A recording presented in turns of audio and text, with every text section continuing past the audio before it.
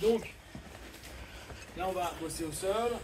Pensez bien, hein, il ne faut vraiment pas qu'on néglige le travail de transition du sol. C'est con de faire parfois une belle project, et là je parle de projet qui n'est pas de takedown, et que le mec nous embarque, et qu'on ne contrôle pas. On le voit en MMA, les mecs qui amènent des putains de takedown et que le mec se relève direct, il se tremble, il se relève, énergie à fond pour résultat zéro.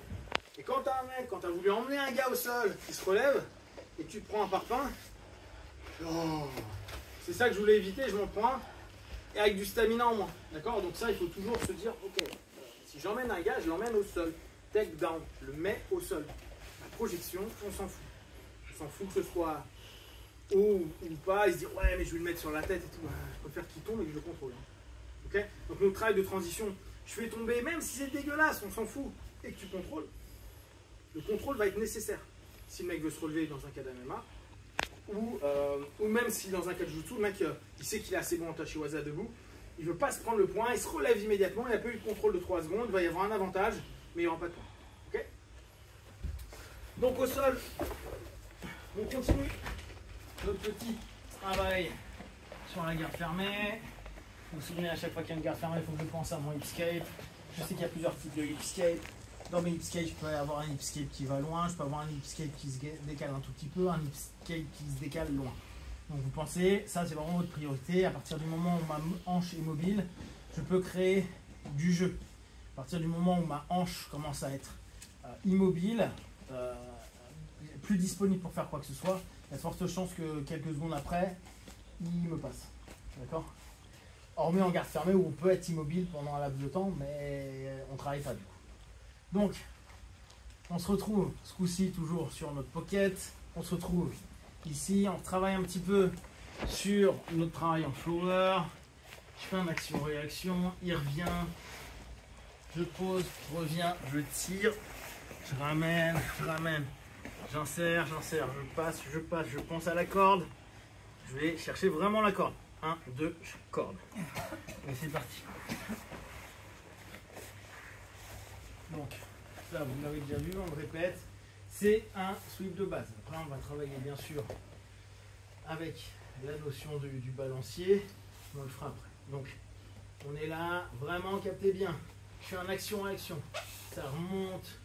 Je fais ce qui est court. Pensez, cette jambe, elle est hyper importante. Ok? Je ma saisie. Transfert de poids. Si j'ai pas le transfert de poids, je peux pas tirer sa jambe. Là, je peux tirer. Et après, je continue sur la diagonale. Je continue à avoir cette main-là pour éviter qu'il la mette. Parfois, il met ce bras-là. Mais c'est pas ouf. D'accord? On est là. J'insère. Je contrôle. Alors là aussi, notre priorité est toujours le contrôle sur la sub. Soumettre pour dire j'ai soumis, on s'en fout. L'ego aime bien, mais le combat aime pas. Si je me fais renverser parce que j'ai tenté une sub, c'est con. Hormis si on est dans un cadre plutôt grappling sportif et qu'on a un temps illimité ou qu'on a 15 minutes de combat. Là, vous pouvez faire plein de subs tout le temps vu que c'est sub only. Mais si on est dans un cadre jutsu, je viens de prendre un sweep et je suis en montée. Tranquille. Après, stratégiquement, pour un jutsu sportif, tu peux te dire, s'il m'inverse, il n'y a pas de point, vu que je ne suis pas rentré dans sa garde. Et si tu as une très bonne garde fermée, tu peux te dire, il me reste 2 minutes, je pourrai le match. C'est une stratégie. Pour le MMA ou la rue, il n'y a pas la stratégie genre, je vais le soumettre. En MMA, c'est avant tout, je contrôle. Si je peux le mettre des droites ou si je peux commencer ma sub, mais que si je suis en danger, je dois lâcher et revenir sur my control. D'accord? Donc faut vraiment, ça dépend comment vous organisez votre jujutsu, votre luta, en fonction de ce que vous aimez. Soit vous pouvez vous dire j'attaque tout le temps parce que je suis un mec et je suis un sub only, ok? Mais dans ce cas-là, pensez en termes de compète. Et de compète aujourd'hui du sub only, il n'y en a pas. En France, il n'y en a pas. Donc, why not? Sinon, c'est IBJF. Et dans ce cas-là, bah, faut réfléchir en termes de temps et de points que vous avez gagnés. D'accord? C'est juste des concepts différents. Par contre, dès que c'est concept basé sur combat libre ou rue, vous lâchez toujours quand vous n'avez pas quand vous perdez le contrôle. Ne priorisez jamais votre sub. Et souvent, on va le voir, hein, les mecs qui gardent un bras et qui sont renversés, ou qui sont ici. Et là, Moumou, il est vénère, en se disant, c'est bon, je vais le finir là. Ouais, mais non. Parce que bah, c'est pas dit que je vais le finir. Alors après, si tu as confiance à 100%, why not? Mais ça va être chaud. Et là, on n'est quand même pas dans une posture qui est au mieux. Okay, surtout qu'on était 10 secondes avant dans une putain de bonne posture. Donc, je lâche ma sub. Et... je lâche ma sub. Là, il est en train de faire son table. Je vois qu'il est en train de truc. Je garde. Emmène-moi. Je tente pas pour rien.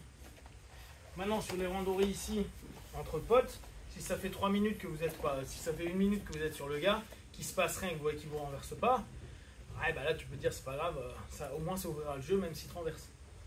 Ok, pensez toujours que vous devez avoir des jeux qui construisent quelque chose dans l'ordinaire du quotidien, dans ce que vous faites au dojo. Pour la compète, c'est un peu différent. C'est un moment, il faut penser d'une façon spécifique. Donc on est là, vous pensez bien, on ouvre. Là ici, je reviens dessus. Hein. C'est une corde. Je tire la corde. Maintenant, je commence à les trembler. Ok. Oh, chouchou. Ok. Vite fait. Pour un peu plus avancé. On prend les deux en croquette. Toujours notre travail en hipscape, d'accord. Cette fois, c'est un hipscape qui fait loin. J'infère, je reviens. On reprend un petit peu cette idée de déséquilibre. Ok, après on va travailler sur d'autres trucs où le gars va être plus proche, etc. Donc là, je pose, tout inséré, on est ici, je décale, je prends sa tête, je reviens. Ok, là on peut lui casser le bras. Je prends. Là toujours ce qui m'intéresse c'est les concepts qu'il y a derrière. La forme. Elle n'est pas si importante que ça dépend trop de vos corps et de votre façon de vous comporter sur un tatami. Mais là, on est vraiment sur, je contrôle les deux bras, je fais un hipscape, je m'éloigne, j'y vais. Cette jambe-là, elle me permet d'éviter qu'il revienne la jambe qui est au niveau de la hanche. Ce qui fait qu'au moment où je vais lâcher cette notion, une fois que je suis bien inséré, là, vous voyez, je fais plus qu'un avec lui. Le moment où je lâche ça, bah, son réflexe naturel, c'est d'avancer. Sauf que là, je m'arrête plus seul.